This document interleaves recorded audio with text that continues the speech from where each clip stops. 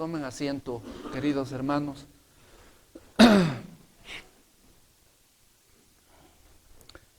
Nos reunimos en una ocasión para hacer el plan de instrucción de la palabra de Dios a la iglesia y habíamos acordado que fuera el libro del profeta Daniel. Más adelante se acercó el hermano Jorge, el hermano Rubén con un servidor, el hermano Héctor, y delineamos que, o más bien acordamos que fuera la carta a los hebreos. Y yo espero en Dios que esta carta nos ayude y nos sirva mucho en nuestra vida, Queridos hermanos, debo hacer notar que estamos viviendo épocas bien difíciles. Esto nos da pie de que la venida de nuestro Señor se aproxima más y más, y en la iglesia hay mucho contagio mundanal. A veces siento que estamos perdiendo la lucha interna en nuestra vida. A veces en las reuniones sinódicas nos preguntamos, ¿por qué permite esto la iglesia? Si dice la Biblia que esto no se haga. Hermanos, créanme, en lo personal a veces me siento cansado. La iglesia no tiene un poder judicial para decir, si tú no haces lo que dice la Biblia, te vamos a echar de la iglesia. La Biblia es de un carácter declarativo, y cuando vemos, hermanos, que el pecado excede, la Biblia nos habla todavía amorosamente de una amonestación y pasos a seguir, una exhortación, y después cuando el hermano no accede a la recomendación de la palabra de Dios, se habla de una excomunión. A veces no tenemos, hermanos, ese carácter de decir, tú no eres digno de la iglesia. Porque en realidad, hermanos, cuando pienso en la iglesia presbiteriana conservadora, Peniel es la primera iglesia de Corinto, con sus diferentes destractos. ¿De dónde venía esa iglesia? De gente pecaminosa. La Biblia ahí en 1 Corintios 6 habla a San Pablo de que eran borrachos, eran idólatras, eran homosexuales.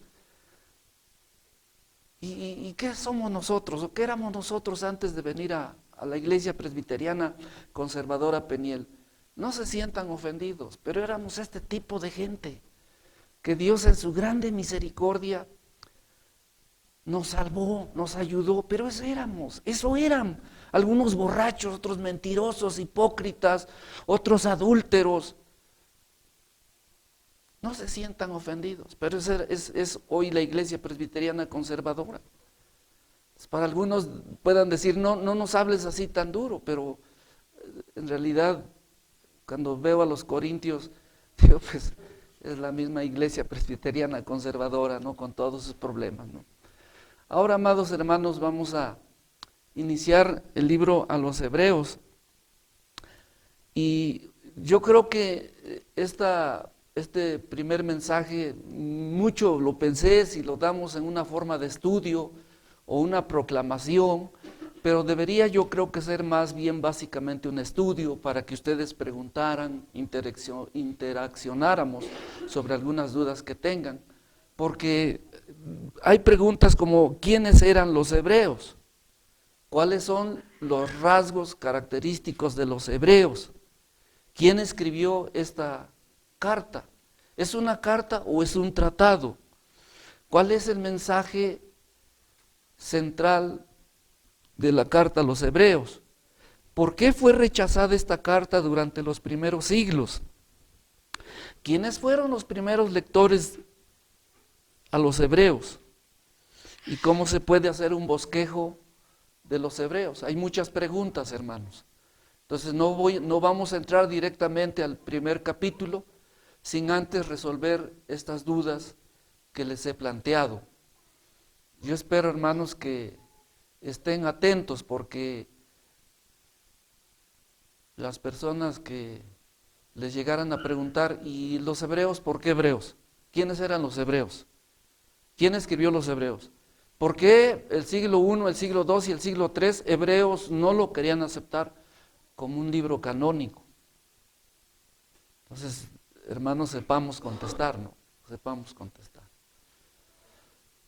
Ahora, hermanos, en mi oración, sinceramente, cuando estaba preparando a los hebreos, hemos terminado Romanos y yo deseo de todo corazón que Romanos haya dejado un impacto en nuestra vida para cambiarnos en nuestra conducta, en nuestra forma de ser, y todos somos responsables. Imagínense ustedes, yo dije, mi esposa a veces me dice, oye, yo quiero que lo que tú prediques lo cumplas al 100%, y yo digo, dame un poquito de colchón, yo puedo predicar bien, pero la verdad hacerlo me cuesta, ¿no? Cada vez que predicamos aquí, no sé si ustedes, hermanos que predican, les dicen a sus esposas, es que lo que predicas, pues realmente a veces no lo haces, ¿no? Y decimos, hermanos, ténganos paciencia, porque, miren, tenemos que rendir cuentas, inclusive todos, hermanos, todos. ¿Quién no rinde cuentas y muchas veces dañamos a la iglesia? Imagínense ustedes que el hermano Aram se le cachara en el pecado del adulterio. ¿Cuánto daño les haría, hermanos? En el pecado de la fornicación. ¿No les haría daño a ustedes, hermanos? El que nos enseñaba, el que nos enseña, es un adúltero, es un fornicario. ¿No les hago daño, hermanos? Y ustedes, queridos padres, hermanos en casa, ¿no les hacen daño a sus hijos cuando ven que lo que aprenden no lo aplican en su vida? Tenemos que estar continuamente rindiendo cuentas a todos los que nos rodean. Muchas veces nuestros hijos entran en una rebelión tal porque se sienten decepcionados de lo que a veces profesamos y no lo cumplimos. Y luego la única forma, como cristianos decimos, es que la iglesia tiene la culpa, es que no los aman, pero en realidad, hermanos, el problema está en nosotros, porque tenemos una lucha interna y tenemos que vencer esa lucha interna para vencer nuestra lucha externa. Estaba yo escuchando, hermanos, a veces la actitud de un vándalo. ¿Por qué los vándalos actúan así? Pues es la expresión de su envidia interna. Dice un vándalo, si yo no lo puedo tener, y yo me doy cuenta, hermanos, en la escuela rayan coches. Si yo no puedo tener este coche, ¿qué hace un vándalo?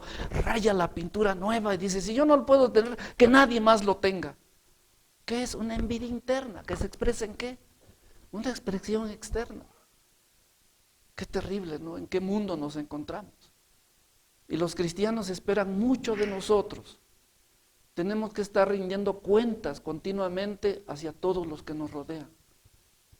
Y yo espero, hermanos, que Romanos nos haya fortalecido, nos hayan dirigido. Y créanme, hermanos, antes de que se me vaya de la mente esto, cuando a veces me preguntan, dice, ¿por qué no hacen nada en la iglesia? O sea, no solamente es aquí, gente de fuera en nuestros templos.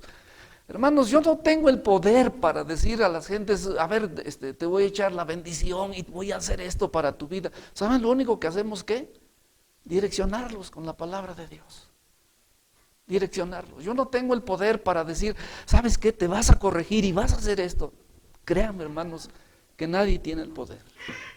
Solo creo que lo tiene Dios y en su misericordia, que Él pueda tratar con ustedes amorosamente para dirigirlos, para cambiar sus vidas, pero sinceramente a veces yo me siento cansado y decir, hermanos, yo no tengo el poder para cambiar sus vidas, lo único que tengo en mis manos es la palabra de Dios y tratar de enseñar bien la palabra de Dios, direccionarlos a los cielos, enseñarles, hermanos, que de hecho muchos de ustedes saben, mire, ¿qué puedo hacer yo con un hermano que predica y sabe y entiende qué son los infiernos?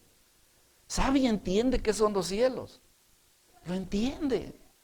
¿Qué puedo yo decirle a un adúltero que dice, adulterio es pecado, fornicación es pecado? ¿Tendré yo el poder de cambiar su forma de pensar? Solo Dios podrá hacerlo. Lo único que yo puedo decirle, mira, esto dice la palabra de Dios. Si Dios no te cambia, hermanos, yo no tengo el poder de cambiar tu forma de pensar. Dios tenga misericordia de nuestras vidas, ¿verdad? A veces le decimos a la iglesia, ya no pequen, esto no es la forma correcta. Y ya lo saben muchos hermanos. Pero solo el poder de Dios y la misericordia tendrá para hacerlos que cambien nuestras vidas. Lo único que hacemos los predicadores, los que enseñamos, es decirles, esto enseña la palabra de Dios. Entonces, volviendo a esta hermosa carta, una carta tan necesaria para nuestros días, porque, vuelvo a decirles, prevalece la desobediencia, la incredulidad, y esta carta enfatiza mucho el que el cristiano sincero, verdadero, debe permanecer creyente, firme en la fe que el Señor nos ha dado. Creo que es uno de los enfoques primordiales en la carta a los Hebreos, a pesar de todas las preguntas, cuestionamientos que presenté al principio. Primero, hermanos, voy a definir en esta mañana qué es un hebreo. ¿Por qué se llama esta carta a los hebreos? En el Antiguo Testamento, y así se le define a un pueblo semita del oriente mediterráneo, establecidos para algunos desde el año 610 a.C. Pero la palabra hebreo es una palabra que por primera vez se le atribuye a Abraham y significa el que viene de la otra orilla, debido a que Abraham cruzó el río Éufrates cuando fue llamado de Ur de los Caldeos a trasladarse a la tierra de los cananeos. De ahí surge la palabra hebreo, el que viene de la otra orilla. Yo espero, hermanos, que ahora podamos entender, porque ahora hay muchos conceptos, el que quizá ustedes pregunten, ¿qué diferencia hay entre un hebreo, entre un israelí, entre un israelita, entre un judío, entre un semita y todas aquellas cosas que han surgido en nuestros días? Bueno, la diferencia entre un hebreo y un judío es que un judío es un habitante de la tierra de Judea y religiosamente se les llama judíos. Y los hebreos, yo creo que va enfocado a lo que es su raza, a los hebreos. Ahora, israelita, hebreo y judío, se les llamó así a este pueblo semita en la antigüedad. Hoy, desde 1948, cuando se establece el Estado judío, es más propio hablar de un israelí que de un israelita, porque ya tienen una nacionalidad. ¿Sí me estoy dando a entender, hermanos, allá? Isaac, ¿sí se entiende que es un hebreo, que es un judío, que es un semita? Hoy, modernamente, se le llama un israelita, un israelí, porque ya tienen una nación que se les fue declarado en 1948, ¿verdad? Pero si hablamos, hermanos, por su religión, se les llama ¿cómo dije? Judíos. Por etnia se les llama ¿cómo? Hebreos o israelíes.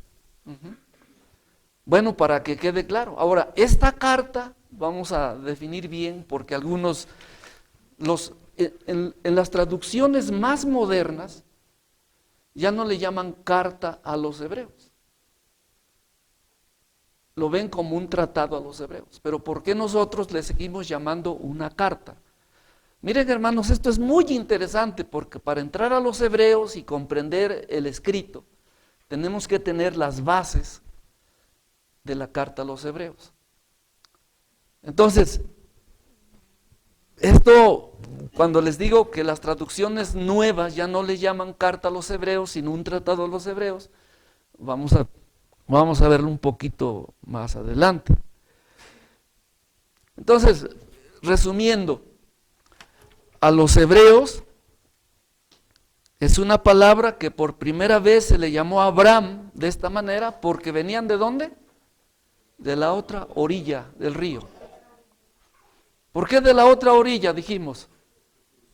Porque cruzó el río Éufrates. Cuando fue llamado, ¿de dónde fue llamado Abraham? A ver, dígame de esta fila. De Ur de los Caldeos para llegar ¿a dónde? A Canaán. A Canaán, ¿verdad? Entonces de ahí, ¿verdad? Ahora, hebreo, israelita y judío se les llamó antiguamente. Pero el término judío se le atribuye más por la religión. Y el término hebreo israelí por su etnia. Y hoy actualmente se les llama israelí porque tienen una nación que se les atribuyó desde 1948. ¿No hay dudas, hermanos? Antiguamente eran israelita, hebreo, así se le llamaba. De Sem. ¿Sí? Ahora, esa semita porque viene de Sem. Aunque vuelvo a decirle, el primer hebreo se le llamó ¿a quién? A Abraham. Porque fue llamado de Ur de los Caldeos hasta llegar a Canaán, pero tuvo que cruzar el Éufrates. Y por eso le decía, hebreo significa el que viene de la otra orilla del río. Ok, hermanos, hasta ahí vamos bien.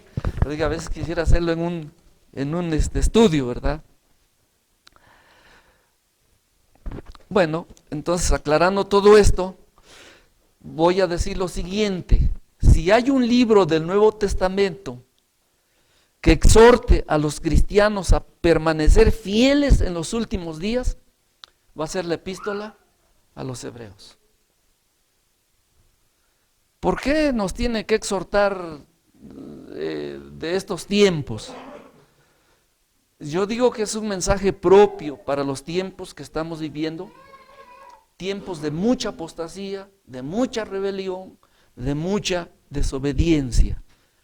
Y cuando leemos y escudriñamos Hebreos, vamos a encontrar que el verdadero creyente debe permanecer firme en la fe que Dios ha depositado en nuestros corazones. Entonces, resumiendo, la carta a los Hebreos es una exhortación a la fidelidad de nuestra fe en el Señor Jesucristo. Hemos de encontrar otros temas muy interesantes. Nos habla sobre la superioridad del Señor Jesucristo sobre los ángeles, sobre Moisés, sobre Josué, sobre Aarón, sobre Melquisedec. Cristo superior a estos sacerdotes. Y las amonestaciones revelan el buen corazón y profunda preocupación del escritor sagrado. Recuerden, hermanos, que el autor de toda la Biblia es el Espíritu Santo de Dios. Y nosotros como presbiterianos aceptamos que fueron escritores inspirados por el Espíritu Santo de Dios para que escribieran estas cartas. Por eso, este escritor sagrado que escribe los Hebreos, que no se han puesto de acuerdo, vamos a ver un poco adelante, algunos dicen que fue Apolos, otros dicen que fue Priscilas, otros dicen que fue Bernabé, otros dicen que fue Pablo. Lo cierto es cuando le preguntan en los primeros siglos a un hombre muy importante, él respondió y dijo, no sabemos a ciencia cierta quién lo escribió, pero sí estamos seguros que es inspiración divina. También nosotros vamos a ver que no sabemos si fue Pablo, pero no podemos decir, bueno, ni Calvino mismo, ni Lutero mismo se puso de acuerdo, pero sí sabemos que es la inspiración divina de Dios. Entonces, este escritor sagrado tenía una preocupación de su tierno corazón, un amoroso corazón, como un pastor, escritor, por las almas de los creyentes, a permanecer fiel en la fe de nuestro Señor Jesucristo. En esta epístola el escritor le suplica constantemente al que lee Hebreos que permanezca fiel al Evangelio y no se deje arrastrar por el mundo. Eso vamos a encontrarlo también. Miren, como dijeran ahí, para muestras basta un botón. Abran Hebreos 2.1. ¿Cómo viene la exhortación de Hebreos? Todos, abriendo la Biblia, hermanos. Hebreos 2.1. ¿Cómo exhorta? ¿Cómo exhorta el escritor sagrado? Podemos leer todos juntos para que vea yo que están, todos sin ponernos de pie, si gustan hermanos sentados, y desde nuestros asientos vamos leyendo cómo es la exhortación de la preocupación del corazón de este escritor. Leemos como dice: por tanto, es menester que con más diligencia atendamos las cosas que hemos oído, porque acaso no nos escurramos. ¿Había preocupación en el lector? ¿Para los que leían Hebreos o para los que íbamos a leer Hebreos? Sí había preocupación. ¿Cuál era la preocupación? Que fuéramos, ¿qué? Diligentes. ¿En qué cosas? En aquellos que dice que hemos oído, que hemos profesado. Esa es la primera exhortación amorosa, pero urgente del escritor, y vemos su preocupación de su corazón. Busquen Hebreos 3.12. Abran sus Biblias, hermanos, Hebreos 3.12. Por eso hacemos nuestra práctica en las veladas de esgrima bíblica. Hebreos 3.12. Leemos y encontramos otra exhortación. ¿Cómo dice? Mirad, hermanos, que en ninguno de vosotros haya corazón malo de incredulidad para apartarse del Dios vivo. ¿Se nota otra preocupación del escritor? Sí. ¿Cuál era la preocupación? Que no haya incredulidad en la vida de los lectores de esta carta, porque la incredulidad aparta de la fe, aparta la fe del Dios vivo. Esta es la segunda exhortación que encontramos, ¿se dan cuenta? Entonces, por eso decía que es una carta muy importante para nuestros días. ¿Quieren buscar Hebreos 4.11? ¿Cuál es la otra exhortación? ¿Listos, hermanos? ¿Lo leemos? Procuremos, pues, entrar en aquel reposo, que ninguna caiga en semejante ejemplo de desobediencia. ¿Cuál es la exhortación del escritor hacia nosotros que nos toca leer esta carta? Primero dice que procuremos entrar en el reposo. ¿Cuál reposo esperamos? Hace rato vimos que la iglesia camina hacia una ciudad. ¿Cuál es? Los cielos. Y entonces nos exhorta el escritor que no caigamos en desobediencia. Ya nosotros tenemos sembrado en nuestro corazón, por la palabra de Dios, la esperanza de que un día estaremos con el Señor. Y el escritor nos exhorta a que no caigamos, ¿qué? En desobediencia. Por eso decía, hermanos, a mí me entristece cuando a alguien se les dice: hermano, ya sabes de estas cosas, ¿qué puedo yo más hacer por ti? Si no es Dios quien su Espíritu Santo te corrige, te dirige, ¿qué puedo hacer? Yo no tengo el poder para cambiarte. Solamente, ¿qué hacemos? Dirigirte con la palabra de Dios. ¿Se dan cuenta, hermanos? Ya saben que el adulterio es malo, la mentira es mala, la hipocresía es mala. Eso lo sabemos. Y hay veces que las personas dicen: créame que estoy arrepentido. Yo digo, me quedo así, pues será arrepentido, al rato lo va a volver a hacer. No lo sé, deseo que no lo haga. Pero solo al tiempo dirá si realmente hay un arrepentimiento en el adúltero, en el fornicario. Yo les comentaba de la historia del pastor John MacArthur. Se acerca a un enfermo que tiene 78 años de edad y le dice el pastor: ¿ya estás listo para tu encuentro con el Señor? Y se derraman las lágrimas el anciano. Y le dice: hermano, no pude vencer una batalla. Estaba a punto de morir. ¿Cuál es tu problema? Nunca pude con la fornicación.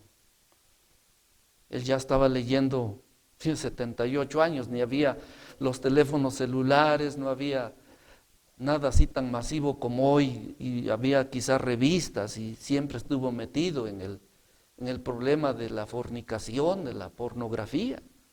Decía, no pude vencer la pornografía. Triste, ¿no, hermanos? Cuando estemos a punto de encontrar con nuestro Señor, y a veces yo le doy gracias a Dios por la mala memoria. ¿Saben por qué, hermanos? Y por justa razón el salmista decía, de los pecados de mi juventud, no te acuerdes de ellos. Fíjense, hermanos, que a veces la buena memoria es para recordar pecados, y eso, hermanos, Señor, yo no lo puedo hacer, pero tú lo puedes hacer. No te acuerdes de ellos, Señor. Y luego de los pecados que vendrán en el futuro y de los que estamos batallando, hermanos. Oh Dios, solo tú puedes ayudarnos y corregir al pecador. Un día explicaré por qué es un mal concepto que dice el cristiano carnal. No hay cristiano carnal, no lo hay en mi concepto, hermanos. Pero bueno, ese es otro tema, hermanos. Aquí estamos viendo que el escritor sagrado tenía preocupación en su amante corazón por los que iban a leer esta carta, y está exhortando. Voy a llevarles otras citas de exhortación. Hebreos 6, 11 y 12. Hebreos 6, 11 y 12. Miren cuál era la preocupación del escritor sagrado. ¿Cómo dice? Leemos todos juntos. Mas deseamos que cada uno de vosotros muestre la misma solicitud hasta el cabo, para cumplimiento de la esperanza. 12. Que no os hagáis perezosos, mas imitadores de aquellos que por la fe y la paciencia heredan las promesas.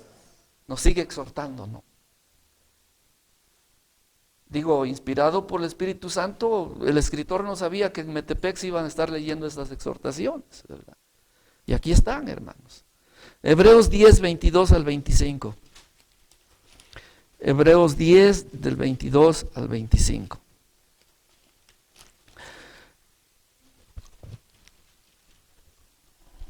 Les presumo que traigo mi Biblia bilingüe de la King James y en español, ¿no? Hebreos 10, 22 al 25. ¿Cómo dice, hermanos? Lleguémonos con corazón verdadero, en plena certidumbre de fe, purificados los corazones de mala conciencia, lavados los cuerpos con agua limpia.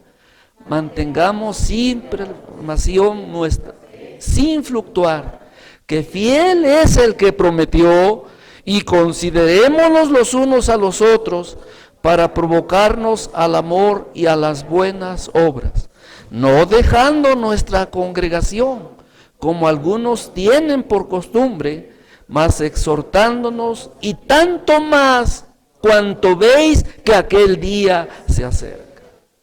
Son exhortaciones, ¿verdad?, que estamos encontrando en esta preciosísima carta a los hebreos. Entonces, va a ser interesante, ¿verdad?, que estemos siempre puntuales en el nombre de Dios para el estudio, el escudriñamiento de esta carta tan preciosa. Pone énfasis a los hermanos en la fe, se les exhorta a ocuparse, que ni un solo creyente se le permita alejarse de la incredulidad del Dios vivo, que ya hemos visto una de sus exhortaciones. Y las consecuencias del alejamiento por incredulidad son realmente, hermanos, inimaginables, ya que es cosa terrible caer en las manos del Dios vivo. Vean que dice Hebreos 10:31. Vean que dice Hebreos 10:31. Horrenda, todos, horrenda cosa es caer en las manos del Dios vivo. Las consecuencias del alejamiento por incredulidad son consecuencias inimaginables, ya que es cosa terrible caer en las manos del Dios vivo. Acuérdense quienes han estado entre nosotros y que de repente, por alguna razón, ya no voy. A lo mejor dirán, me cayeron gordos. ¿Qué más estarán diciendo? No hay amor. Algo los apartó del Dios vivo. ¿Qué les espera? ¿Bendiciones? Díganme, hermanos, ¿qué les espera a esta gente? Ya dice el texto que acabamos de leer. Horrenda cosa es caer en manos del Dios vivo. Más vale, hermanos, nosotros que hemos sido alimentados de esa fe en Cristo Jesús, ¿qué nos resta hacer? Continuar. Tenemos dificultades, muchas dificultades, muchos problemas. A mí me preocupa, hermanos, de aquellos predicadores cuando enseñan y dicen, el que viene a Cristo se les acaba todos sus problemas, vengan a Cristo. ¿No han oído así predicadores? Y yo, ¿saben qué les digo, hermanos? Cuando vine a Cristo, más problemas hubo en mi vida. Cuando andaba en la santería y en todas esas cosas, como que se había hecho un callo en mi conciencia y tenía cierta tranquilidad de paz. Pero cuando vine a Cristo, hermanos, mi conciencia se quitó ese callo y comenzó a sentir la responsabilidad de alejarme de Dios, de que hubiera un corazón de incredulidad, de que de mi boca y con la palabra maldijera el Espíritu Santo de Dios, y es una batalla dura. Qué terrible es caer en las manos del Dios vivo. ¿Qué esperanza les queda a aquellos que dicen, no, yo ya no más en la iglesia cristiana, yo me retiro? Y no es que les estemos echando nosotros la maldición, sino es la palabra de Dios que dice que dejar a Dios es horrenda cosa, les espera porque están en el juicio del Dios vivo. Mi querido hermano, cuánta preocupación había del escritor que Dios utilizó para escribir esta carta a los hebreos.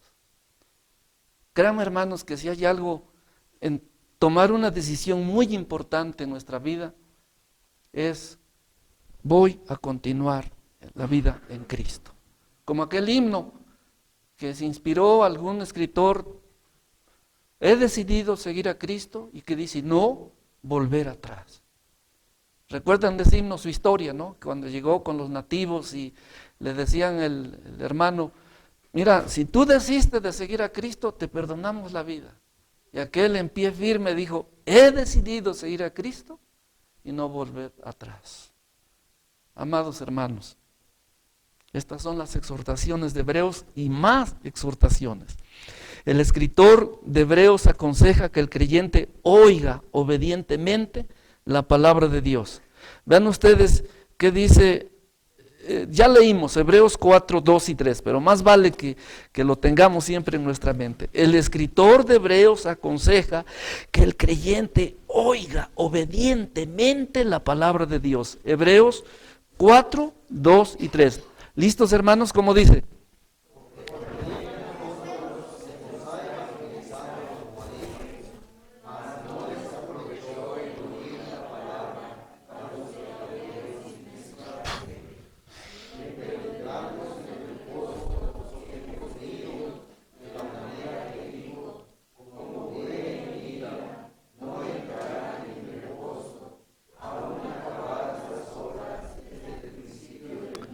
Fíjense, que está exhortando, está tremendo esto, ¿verdad?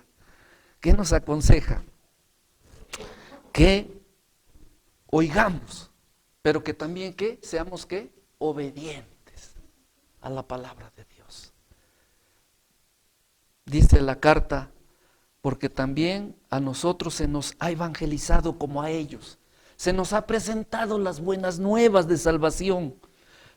Pero a ellos no les aprovechó el oír la palabra a los que la oyeron sin mezclar la fe. Amados hermanos, a mí me preocupa, como su hermano en Cristo, que vengamos domingo tras domingo, seamos alimentados de la palabra de Dios y que sigamos el curso de la vida lleno de pecado, no interesándonos las buenas nuevas de nuestra salvación. Seremos como aquellos que, sí, escucho, pero por aquí me entra y por aquí me sale. Y sigo mi vida tal como es. A veces sí me preocupa, hermanos, en ser muy incidente y se me ha quitado ese carácter. Hermano, lúchale, échale ganas. porque ya creo que hasta les caigo gordo, ¿verdad? Decir, es que es muy recalcitrante el hermano. Pero miren, hermanos, si vivieran estos hermanos, ¿cómo nos hablaría? Y saben que, hermanos, ahí vemos esta carta tan preciosa. Oigamos, pero seamos oidores de la palabra. Que no solamente seamos religiosos, cambiando del catolicismo, ahora ya soy cristiano, y al rato me vuelvo mormón, y al rato me vuelvo testigo de Jehová. No, permanezcamos en la fe que una vez se nos dio y para siempre. Encuentro yo otra exhortación a que el creyente adore a Dios de un modo aceptable, en reverencia y temor. Hebreos 12:28. Vamos a Hebreos 12:28. Estamos analizando la carta de manera breve. Hebreos 12:28.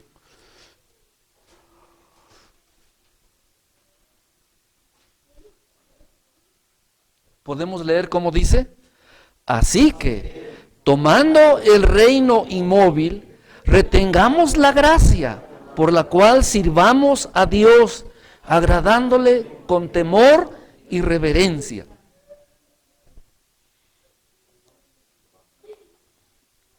Sirvamos, aquí luego dice, agradándole con temor y reverencia.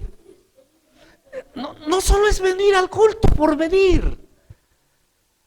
Voy, me siento un rato y se acaba la exhortación de estos hermanos regañones. No. Aquí nos está exhortando la palabra de Dios a traer una adoración de modo aceptable, de modo reverente. ¿Se dan cuenta, hermanos? Ese es el propósito al cual hoy venimos.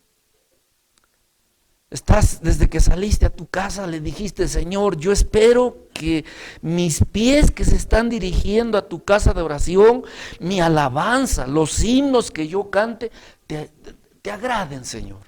Que tú los aceptes. Así dispusiste en tu corazón estas palabras al salir de tu casa. O vamos a ser, hermanos, como los incrédulos, voy a misa porque me siento un poco liberado de mi conciencia, de lo que hice en esta semana y me siento y no pasa nada. ¿Cómo te estás sintiendo? ¿Estás sintiendo que los himnos que hoy cantamos están siendo aceptables por parte de tu Salvador, de tu Señor? ¿O es una religión más? ¿Cómo están viniendo, hermanos? ¿Cómo estamos viniendo a la casa de Dios? Entonces aquí encontramos otra exhortación del escritor para nuestras vidas. Sirvamos a Dios agradándole con temor y reverencia. ¿Sí, hermanos? ¿Sí, hermanos? Está diciendo Dios, desde Metepec se está oyendo un canto hermoso que sube a los cielos y que se une a la alabanza celestial.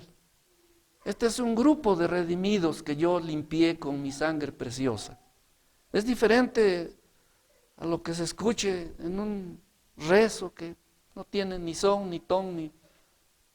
¿Se dan cuenta, hermanos? Por eso, queridos hermanos, es hermosa esta carta, llena de exhortaciones para nuestra vida. Llega a la conclusión el escritor sagrado que si nosotros nos alejamos de Dios, que si nosotros no venimos con reverencia a Dios, miren, Hebreos 12:29, me espanta, me aterra cuando escribe esta forma.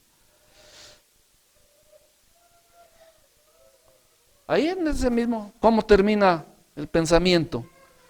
Porque nuestro Dios es fuego consumidor. El que se acerca a Dios, hermanos, está ante ¿qué? Un fuego ¿qué? Consumidor. ¿Recuerdan qué les pasó a los hijos de Aarón cuando se acercaron a adorarle de manera... ¿Cómo fue su adoración? No extraña, no. ¿Cómo fue su adoración? ¿De enchanza o en qué? Sin reverencia, no les importó, estando un poco alcoholizados. Dijeron, mira, es igual, prendamos un fuego cualquiera. ¿Qué les pasó? ¿Sí recuerdan la historia, hermanos? Dice, en un momento fueron quemados. ¿Y qué dice Dios? Yo me santifico. ¿En quién? En mis santificados. Me santificaré en mis hijos. Venir a la casa de Dios, hermanos, nos estamos exponiendo a un fuego consumidor. Yo quisiera, hermanos, que despertaras tu conciencia. A ver, esta niña que está recargada en su hombro no es aquí para estar como, no, mi intención no es tenerlos cómodos aquí, hermanos. Estemos pensando en estos. Si quieren un tema cómodo, hasta puedo hacerlos dormir, hermanos. Pero yo creo, hermanos, no es mi intención el venirlos y relájense, hermanos.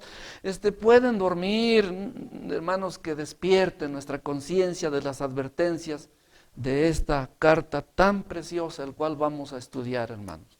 ¿De acuerdo, hermanos? Aquí no, aquí venimos, hermanos, ante el Dios vivo, verdadero. Y si no lo hacemos de esa manera, hermanos, estamos ante un fuego consumidor.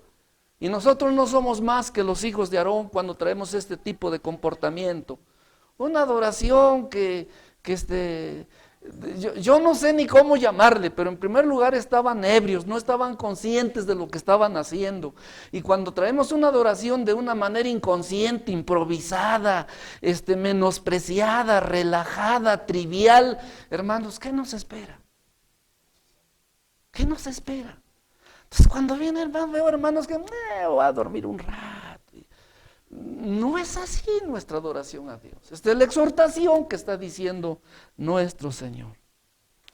En el caso entonces de que estas exhortaciones se desatiendan, dice el escritor sagrado, porque nuestro Dios es fuego consumidor.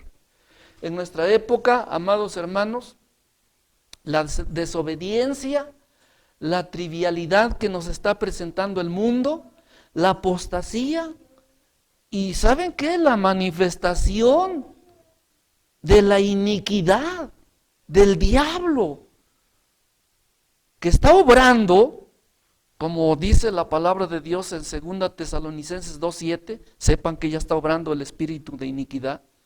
No podemos decir, no pasa nada. No pasa nada, hermanos. No, algo está pasando. Algo está pasando.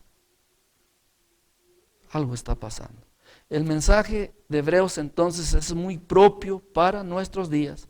Y lo cierto es que no debemos omitir la advertencia que acompaña una salvación tan grande que tenemos. No debemos omitir esa salvación tan grande, puesto que no podemos escapar de las terribles consecuencias si omitimos la advertencia que nos está mostrando la carta a los hebreos. En consecuencia, hacemos bien en escuchar que dice atentamente la palabra de Dios. Y cuando un hermano no está escuchando atentamente la palabra de Dios, simple y sencillamente está omitiendo estas advertencias. Por eso, hermanos, en el nombre de nuestro Señor Jesucristo, yo les invito, de manera, desde que iniciamos el culto de adoración a nuestro Dios, que Dios motive nuestras mentes, anime nuestros corazones a presentar una alabanza digna para su nombre. Y sobre todo cuando estemos escuchando la palabra de Dios, que no la menospreciemos, que no nos distraigamos, porque Dios es fuego consumidor. Esta es mi primera parte de la introducción. Y si ustedes me lo permiten, hermanos, continuaré para analizar cuáles son los rasgos característicos de Hebreos. Número 2, pero realmente es una carta, una epístola. Vamos a ver cómo se distingue una carta y un tratado. Vamos a continuar viendo más cosas acerca de la introducción a los hebreos, ¿verdad? Tengo mucho que decirles, pero creo que por el momento es suficiente y vamos a guardar alimento espiritual para el próximo domingo. Que Dios nos bendiga. Vamos a orar a Dios. Nuestro Padre Celestial, te damos gracias por esta preciosa carta a los hebreos. Ya hemos visto en una manera resumida las exhortaciones, el corazón que movió a tu Hijo nuestro hermano que no sabemos a ciencia cierta si fue Pablo, si fue Apolos, si fue Bernabé, si fue Priscila, pero es una carta, Señor, que en su corazón vemos que hay preocupación, hay amor para que nosotros, tus hijos, que has depositado tu fe en nuestros corazones, no caigamos en una incredulidad y terminemos apartándonos de la fe, que es una herencia tan hermosa que tú, Señor, has dado a nuestros corazones. Nos exhortas también en la diligencia, en la adoración. Nos exhortas, Señor, también a que pues permanezcamos de manera fiel, obrando activamente en medio de un mundo de muchas dificultades. Un mundo que desobedece a tu palabra, un mundo que ignora o que trata de ignorar tu palabra. Oh Dios, por fortuna la conocemos, la tenemos en nuestras manos. Ahora, Señor, enciende nuestro corazón en fuego celestial para que amemos tu palabra y que cada vez que vengamos a tu casa de oración, vengamos de una manera responsable, obedientes, gozosos a escuchar tu bendita palabra. Bendice a tus hijos, Señor, bendice a tu pueblo. Danos, Padre Santo, el valor y estas virtudes que encontramos en la exhortación de esta hermosa carta a los hebreos. Gracias te damos en el nombre de nuestro Señor Jesucristo. Amén. Amén.